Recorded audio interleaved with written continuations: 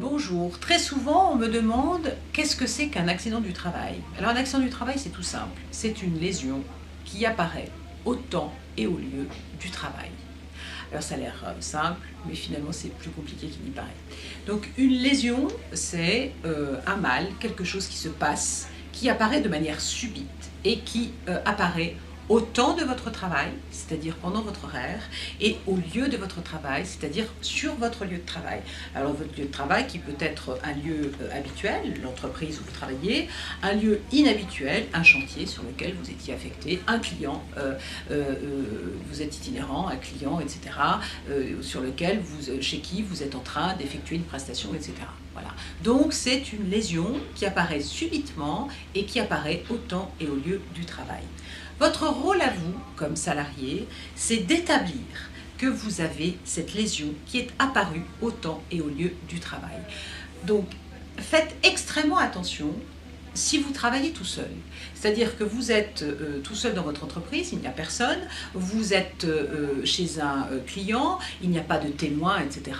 Et vous vous blessez, vous vous coupez, vous avez une éclaboussure, vous avez une brûlure, vous avez une chute, parce que c'est très souvent le cas, et vous êtes tout seul lorsque la lésion apparaît. Dans ces cas-là, ce que vous devez impérativement faire, puisque c'est votre rôle de rapporter la preuve de ce que la lésion est survenue au temps et au lieu du travail, c'est immédiatement regarder qui est autour de vous. Est-ce que quelqu'un vous a entendu tomber? Est-ce que quelqu'un vous a entendu chuter, crier, vous plaindre, avoir mal, etc. Vous recueillez immédiatement des témoignages de vos collègues de travail, mais également de tiers. Vous êtes dans la rue, vous êtes chez un client, etc.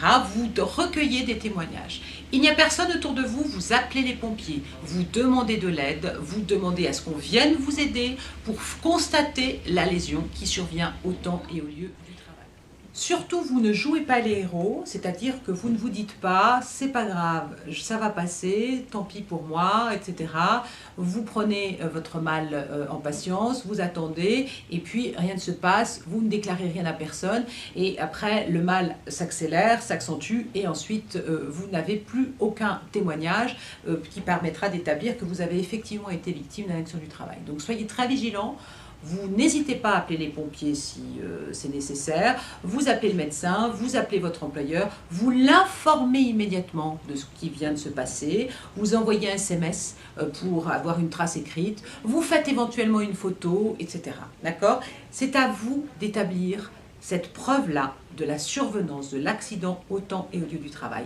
Et dès lors que vous avez rapporté cette preuve, vous bénéficiez ensuite d'une présomption de l'imputabilité de cette lésion à votre travail. C'est-à-dire que vous avez la présomption que la lésion qui est survenue au temps et au lieu du travail, eh bien, c'est effectivement un accident du travail. Et ce sera à votre employeur de rapporter ensuite, s'il le conteste, la preuve que le travail n'a eu aucun rôle dans la survenance de la lésion qui est apparue.